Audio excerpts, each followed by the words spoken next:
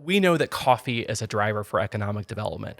We also know that small towns are a great place to have multiple coffee shops. And we're going to talk about the courage that it takes to go from a mobile truck to a brick and mortar store. Today, we're going to unpack all of these lessons with two of my favorite people in their space, on their couch, talking about crazy, wild coffee drinks. Let's get this started.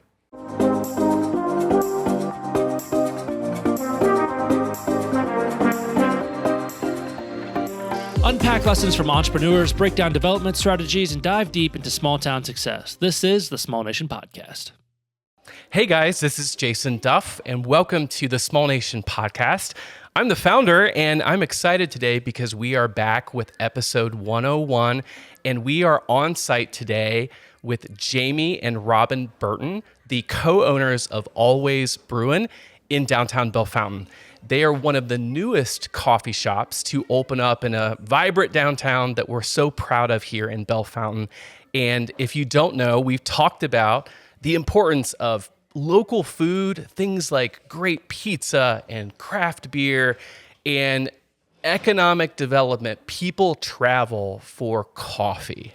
And I'm really excited today because we have folks that I'm going to unpack their journey and their story of how they got involved in serving food and then specifically coffee, but also how they took that big leap in courage of actually going from a mobile business to a brick and mortar. And there's so many people that I talk to in towns that have a great idea, but then there's that fear that can be paralyzing in taking the next steps of actually opening the business. But on that note, let me just kind of share, we are in the live coffee shop today at 200 West Columbus, which is kind of anchored on this corner in downtown Bellefontaine. And we have both mom and daughter that are here. So welcome to the show, guys. Hi. Thank you. Yeah, so I want to hear the origin story of how, first off, family business, how you got started, but maybe a lot of people want to know, like, how did you learn about getting into food? Okay, so actually my mom, she was a barista before I was. Okay. Good job, Mom. Yeah, downtown. She was for like 8 or 9 years, right? Right. And then I also managed a shop towards the lake area for 7 years. And honestly, I started at Arby's. I love Arby's. I didn't have a lot of experience at all. I was a manager there for like 7 years. And then I got the job there, turned to be a manager there really quickly. I literally just watched YouTube videos. You were self-taught then? 100%. I didn't take classes, literally nothing. I just self-taught. And, you know, for a lot of people, they think that you have to go through a formal education, and that can be for a lot of careers, whether it's, you know, pursuing a college degree. And some of those things are great for people, but what do you think, like, to become self-taught for you, what was it, curiosity that got you into it first?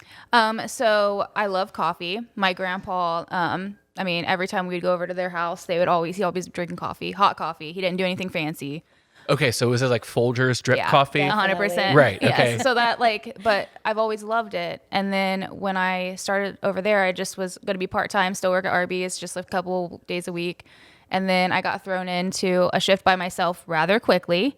And I was like, okay, well, I'm going to do this. So, but the creativity part is really what got me. Like, when you think back to your Arby's days, and there's a lot of entrepreneurs that I have interviewed that shared that they began their career working in fast food. Mm-hmm. What were some of the things that you think you took away from that experience? So both of the managers, I don't know what they're called, but anyways, my bosses, I was assistant manager. They were my boss. They were amazing, and they taught me a lot about dedication. Like, I never call off. Yeah. Even then, like, I barely ever, unless it's my kids. You have to show up. You always have to show up. We were like super high up in the company corporately. So like we did a lot of inspections that were tedious, and I learned that you have to do what you have to do to grow. Mm-hmm. So, well, and particularly for inspections and starting up a new business or maintaining a business, you have rules that you've got to, Yeah. pay attention to. Health and safety codes. There's equipment that you have to buy and maintain and service. And I think those, for some other businesses, are the things that you need to know that you wish you would have known about. So by being able to work in a business that you could see those systems and processes, yeah. I imagine that set a pretty good foundation for you. And working at the coffee shop that I managed, I basically ran it for like probably 6 years of the 7 I was there. So I was in and outs, ordering everything. I had all of that under my belt. So, and just taking it all in.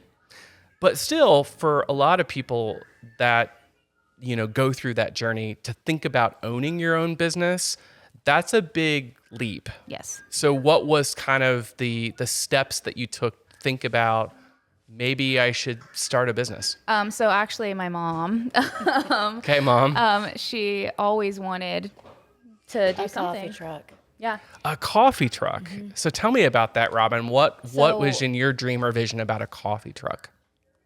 Being able to be mobile, meeting people, different places.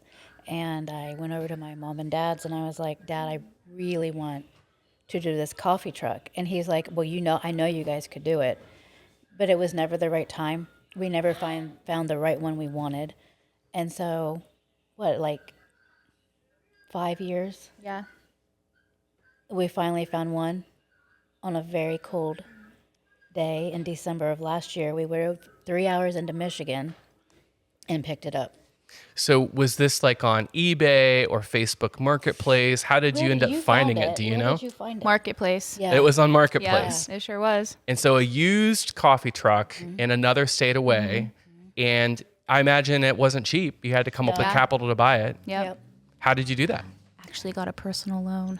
Yeah, You're not and supposed to we do that. had the money that we had saved back. Yeah. And then Yep. we just put it all together and drove to Michigan, me, Jamie, the kids, my husband, and my son. Yeah. And we picked it up. And that story about capital, I do think for a lot of people, that's scary. It's is. like It if there's not a money tree to really start out. So you have to find ways, whether it's a family member or a friend, or in your case, you took a personal loan. I know folks we've shared and interviewed on the podcast have taken and used credit cards. But when you have that debt, was that a motivator to like, we have to make this work? 100%. Yeah. So you got the truck, you drive up to Michigan, you pull it back to Bellefontaine, Ohio, to your family home. What did it feel like I had in the doing that? stomach flu. All the way back home. She But- was so sick. Yeah. But then my daughter-in-law and we were taking pictures in front of it, and it was just like, That's crazy. it's here. But it's in the dead of winter, and we can't do anything with it. Yeah. We stared at it for months until we could get We kept buying things for it, like cups and syrups and planning. espresso machine and everything that we needed. So to test out some of your recipes and ideas, I imagine your kitchen and your home and your garage, It was. was it like your lab? Yeah. Yes. It was set up in hers. I have a tiny house on their property, but definitely don't have the space in mine. So it was set up in her kitchen. Yep. And at this time, I have had the pleasure on the podcast to interview people that a lot of them had family businesses.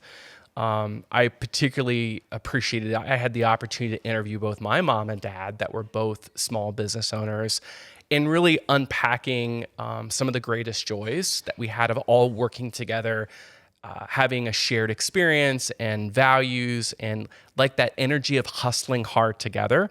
And there's not many families or people that are outside of family business that can truly understand it until you're in it.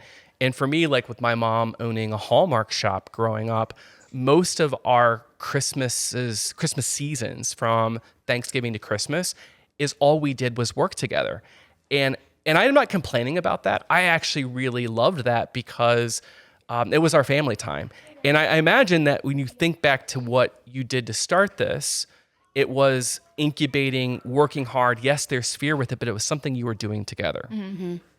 So when I was younger, my dad and my grandpa owned the red cab service here, the S&S service, or the cab station.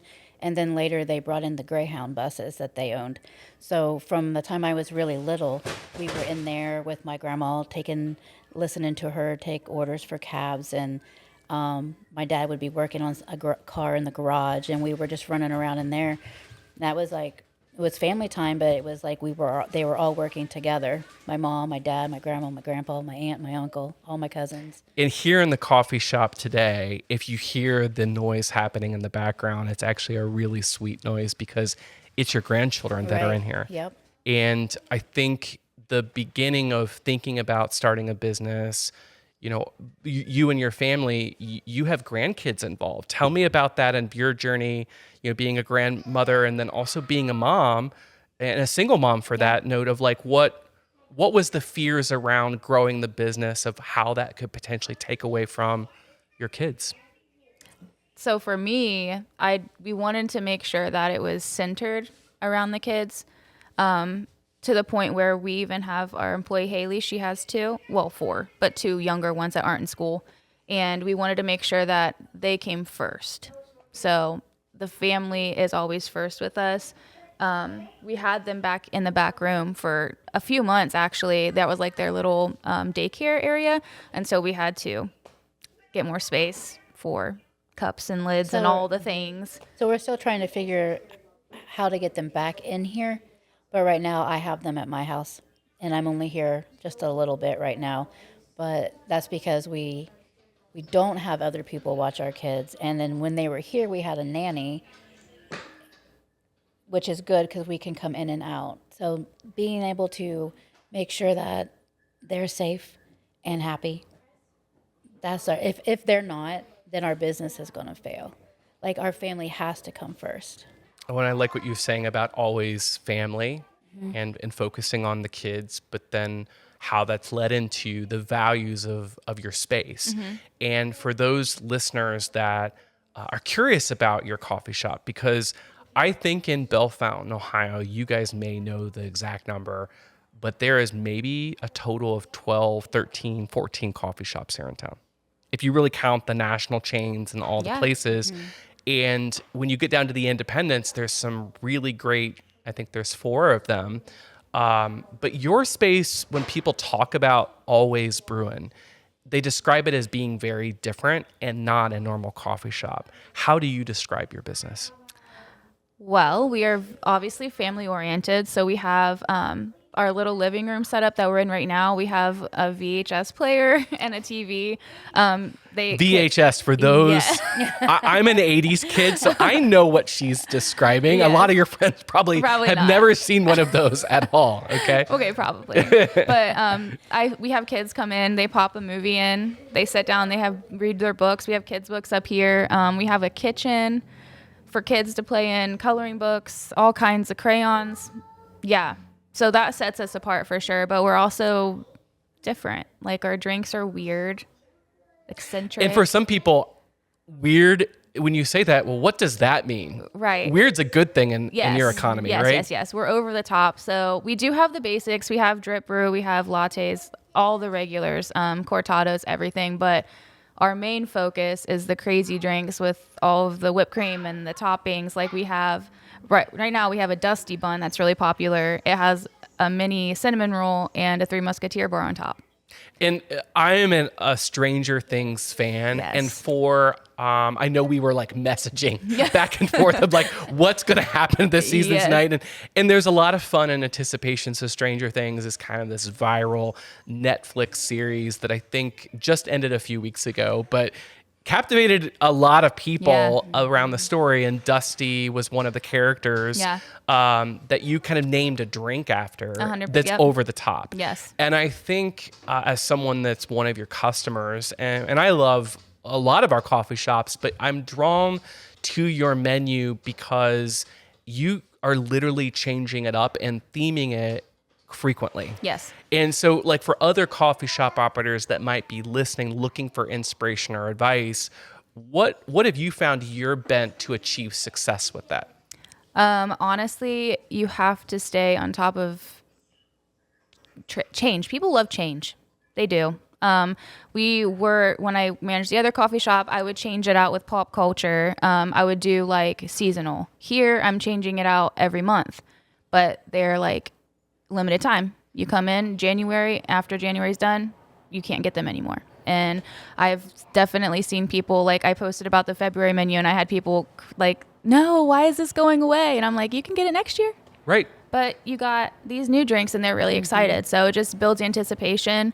It builds urgency. And I noticed in your restaurant, you also have a digital display. I do, yeah. Which having that digital display, you can change up your menu. I know it's rotating with rotating ads and pictures of what's there. I don't go into a lot of coffee shops and see a menu that's as energetic and evolving like yours is. Well, thanks. Yeah, no. And I'd also say the other thing here is the vibe. So if you were to, and this is even from the outside the building, like I think when you were talking about the goal to move from a truck, which we're going to talk about that, to brick and mortar, you had some pretty specific criteria of like you wanted to be in historic downtown, you wanted a corner, and really you had a timeline saying, I'm really not ready for a few years.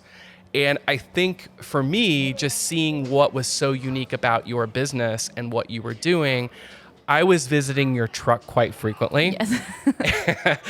Because part of it was like, we had developed a kind of a friendship and relationship, and we had a space that had been vacant and empty for a long time that had really the right infrastructure for a coffee shop to be here. And I think it was like us just talking that started this idea that maybe if I was to move to a place, these were my criteria. Anything else you want to kind of unpack or share about that? We actually went back and forth on it for a really long time. We were like, no, like because we got the trailer in December, right? And then we opened at the beginning of May, and we were like, okay, we're going to do this for at least 2 years.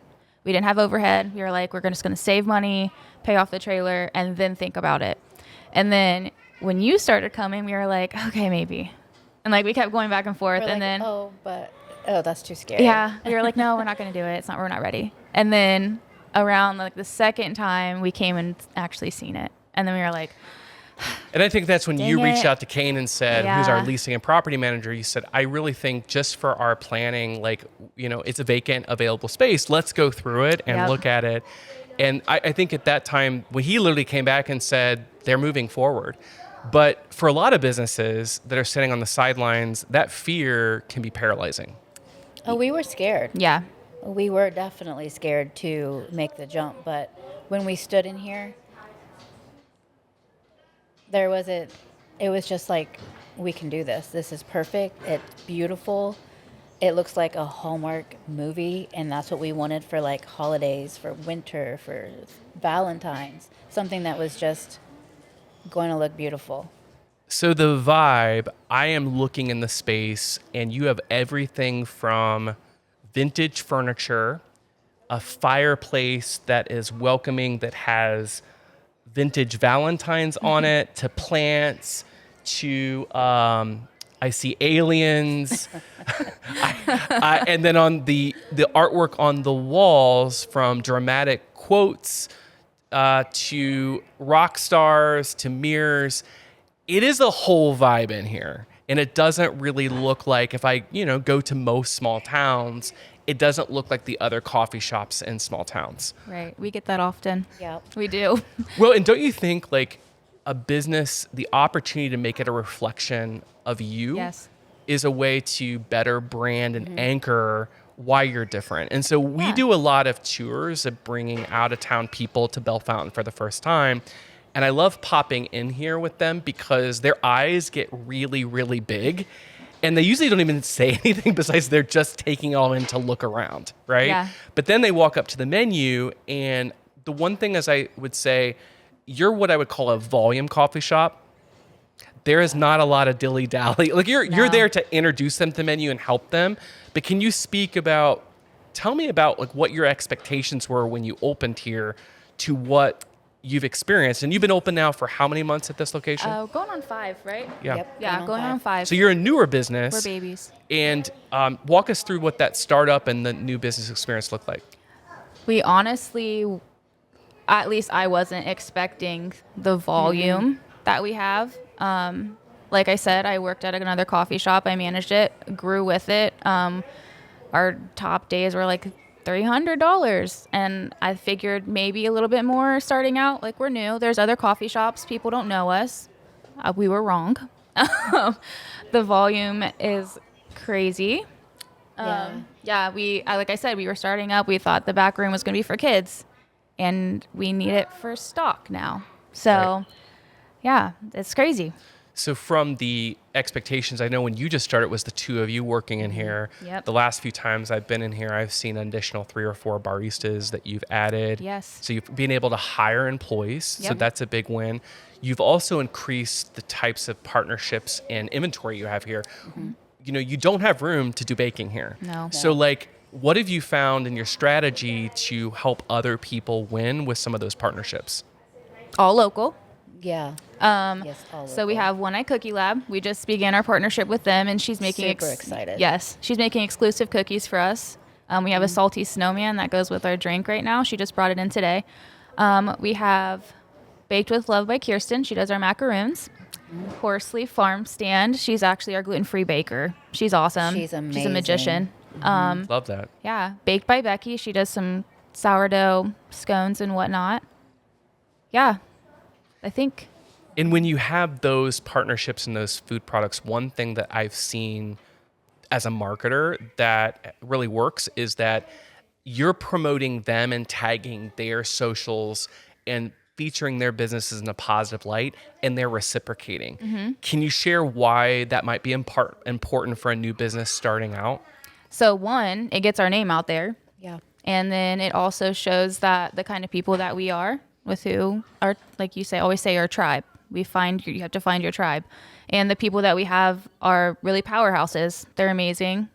Most of them are women owned. Oh yeah, and we just got the Crazy Grays. Yeah, we got Crazy Grays in here too. She does our mini charcuterie board. She does quiche. It's amazing. Yeah.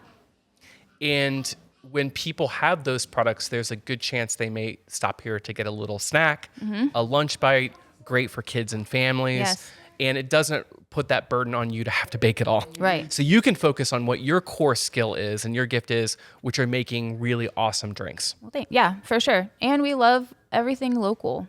Like, you just have, like, partnerships are what makes everything easier. And in your store, you also have retail products. Specifically, you have a used bookstore here. Yeah. So new books can be very, very expensive. Tell me about like how your values are of repurposing great books that people, have gently used, and how you're building that library of content. We go searching a lot, and we go to a few used bookstores and we look for things, and through the people that come in here to exchange books. We do have a section of new books now that we offer, but a lot of it is just the love of the books that have already been read, and the people have already read them. They really do love to get the used books.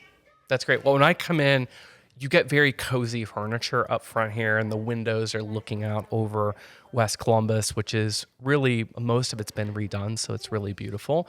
So the word cozy comes to mind. Yeah.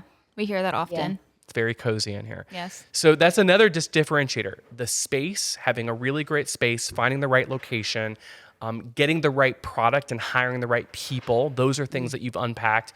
Building your tribe of fans, of people that love your brand and want to evangelize and share with other people why your coffee and your brand is so unique. What have been other keys or secrets to your success?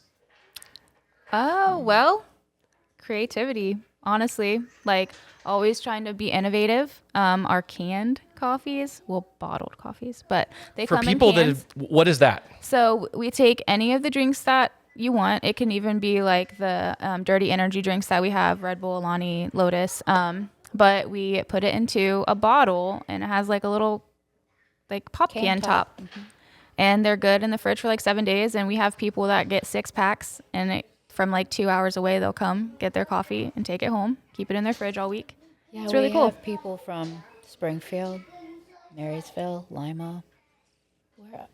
Yeah. I can't remember. Columbus. There's a lady who asked me if we would ship our coffee to her in the cans. And I was like, that's amazing. She's 3 hours away, Akron area. And I was like, I mean, I They can wanted try. it at the Children's Hospital. They want our canned coffee. Children's Hospital Yeah. in Columbus.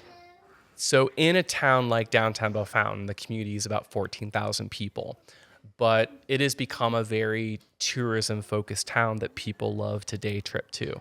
That could be because of the great food that we have here. I think that's certainly something that we've talked about and unpacked. Could also be the great shopping that we have here, but particularly for coffee, for those maybe mayors or city leaders or other real estate developers that are listening, how can they reach out to connect with people like you and support you with what you need to open up a coffee shop in a small town? What are the things that you have felt that said, hey, working with Small Nation, like this made this process easy, or also for us to do this again, this is what I would give the advice for a mobile truck operator, another coffee shop, if they're ready to take that next step, work with a building owner on these things. Honestly, don't be afraid to ask any questions. Express the needs that you have. You guys have been amazing with literally everything that we could have ever needed here. Like, Yes. it was a beautiful experience. So if you're around and have connections to Small Nation, Right. use them. But yeah, I mean, honestly, you just have to be willing to listen to the small business owner and understand their needs, wants, and be able just to help like them. us, we had to listen to what they had to say 100%. on what their experiences were and what worked for them and what they found didn't work at all. That was really good advice, and it really helped us a lot. So we're going to talk about leasing a building, and especially, going from never understanding anything about leasing a property. What are the fears that pop in your head before you even inquired about what's available?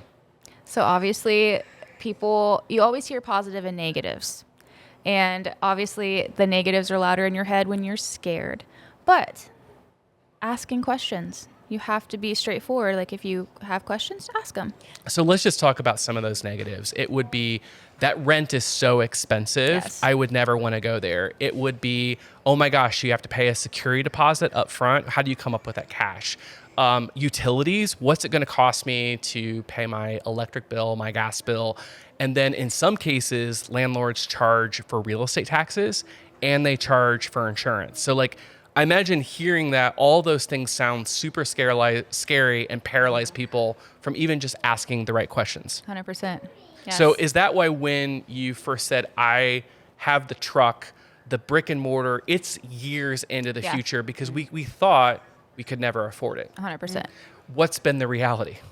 It's nothing like we thought it would be in a positive way. Right. Our utilities, because everybody always talks about AES. It's not bad. At least not here. We're good. We're good. Yeah. I mean, they all come out at the same time. One of the mistakes is some properties have not been renovated in a very long time. Yeah. And particularly the space that we're in. And one of the things that we really try to do in working with our contractors that are electricians and plumbers and HVAC folks is we try to make the property very energy efficient. Some of the steps that go into that is the type of storefront glass that you choose.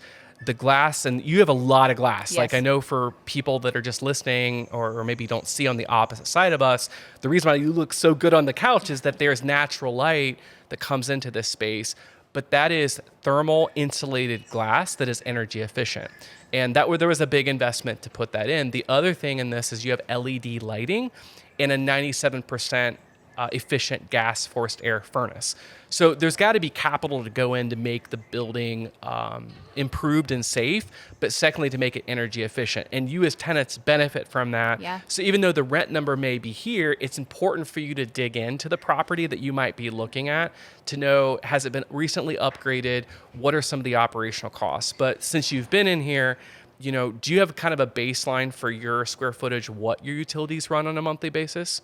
So, I mean, our water's like $80 and we use a ton of that. Our electricity, even with the outside gigundous Christmas decorations, it only went up to like $300 a month. A month. It wasn't bad. And gas bill, would you say? Our gas has been like still like $100. And that's with keeping it on constantly because it's freezing. So those are things like in running your equations. You've got the rent, you've got the utilities.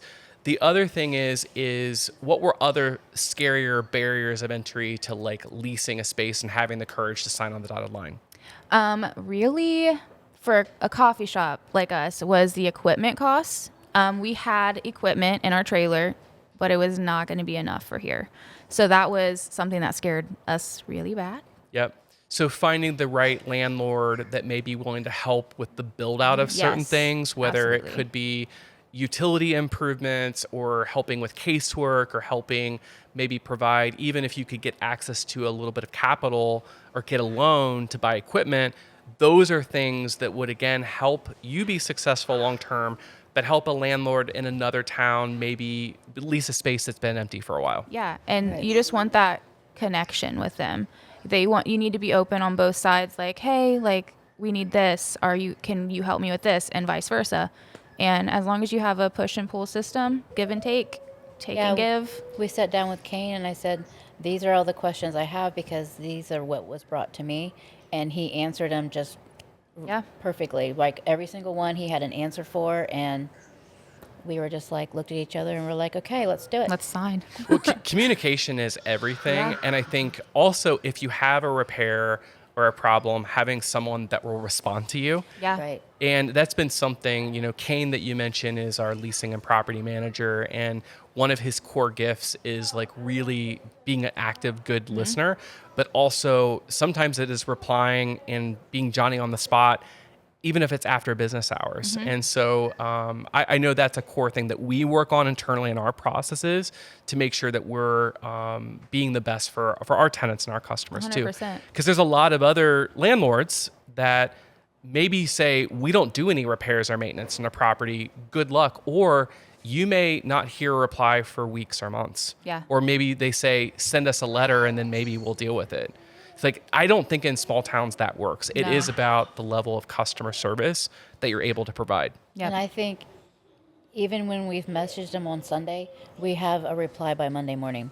Like it's not And I always preface, you don't have to answer this right now, but right. And he does. yeah, Just he who does. he is. Yeah. Well, we'll give him a shout out for that. Yeah. The other thing is about really being successful in finding the right space.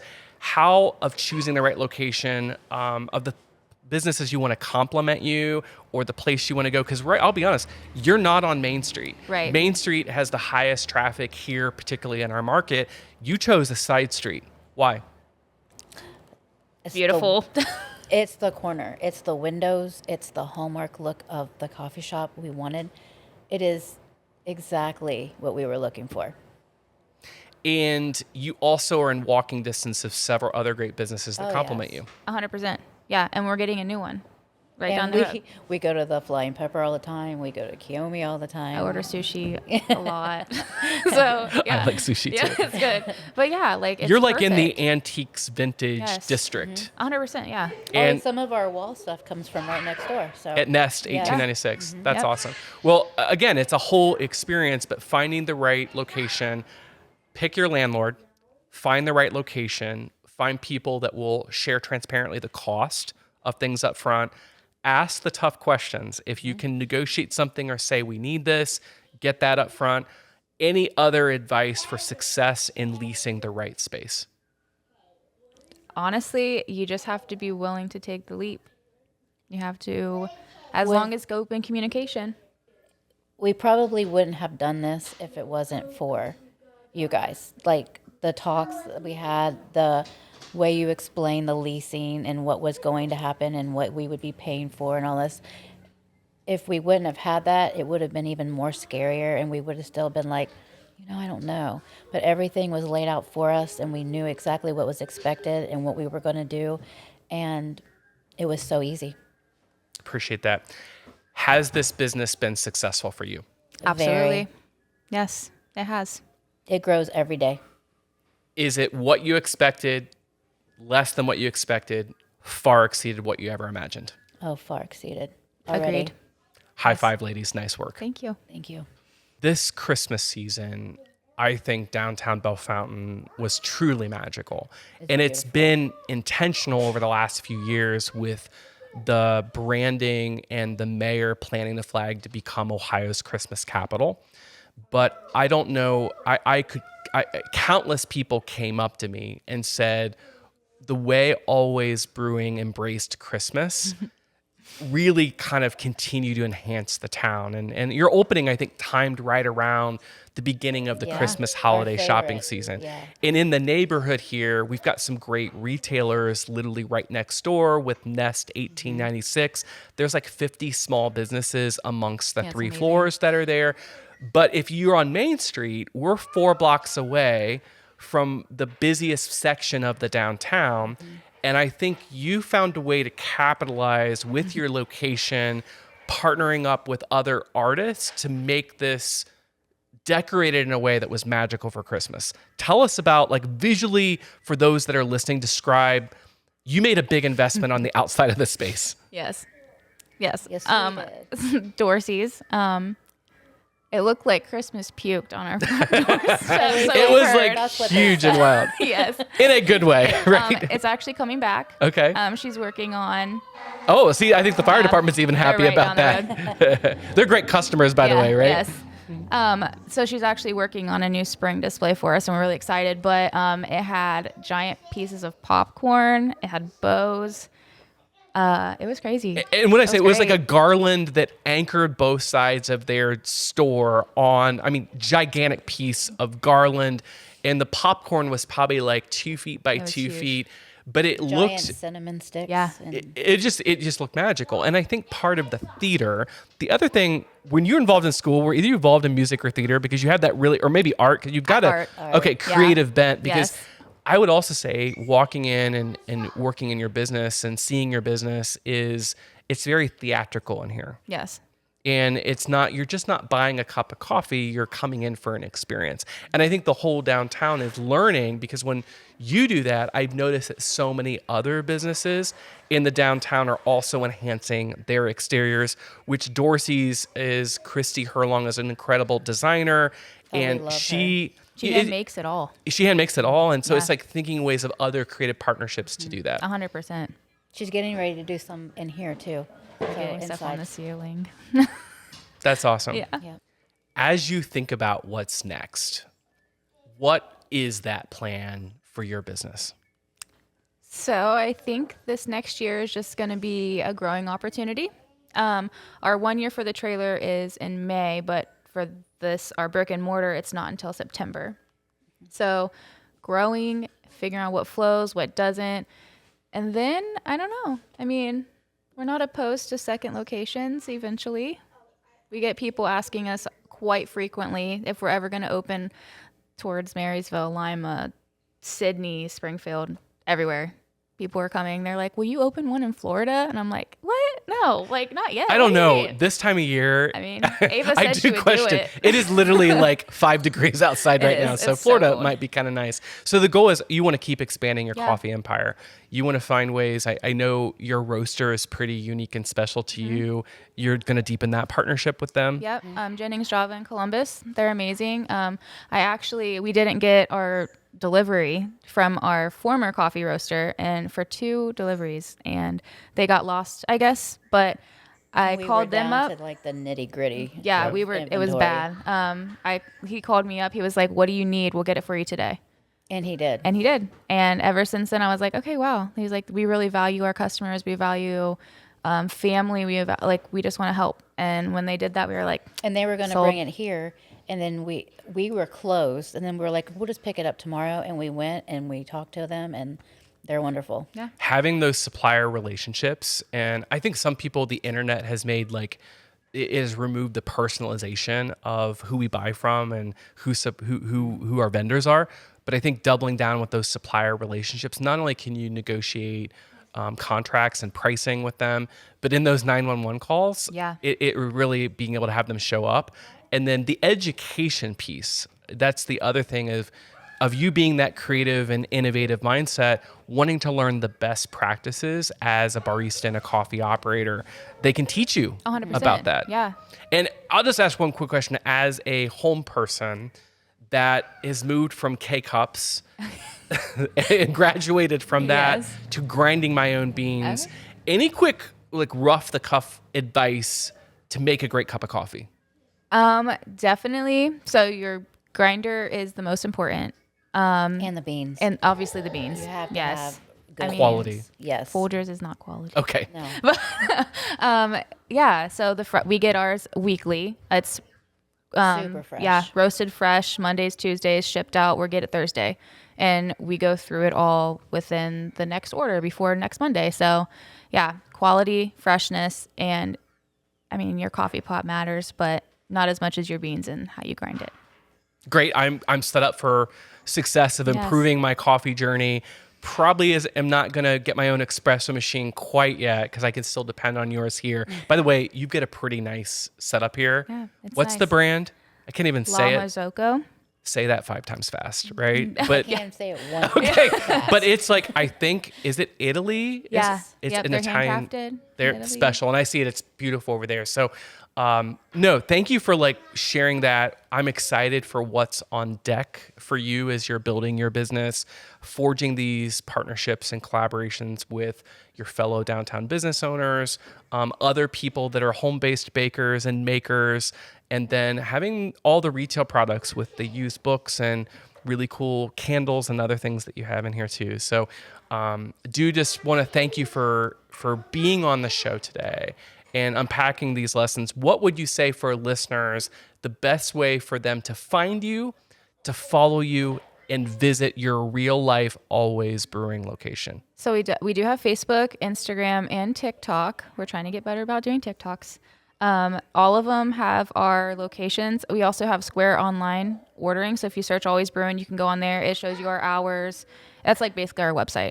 So our hours, it has our Instagram linked, some short videos, and our entire menu, which is pretty vast, but it's on there. And it grows. And it grows. Any quick previews of the upcoming Valentine's Day drinks? We did mostly like 80s themed. So we have Purple Rain, which is one of our matchas. It's really good. It's like a blueberry cobbler matcha with ube foam. We have a pistachio raspberry. That's Every Breath You Take.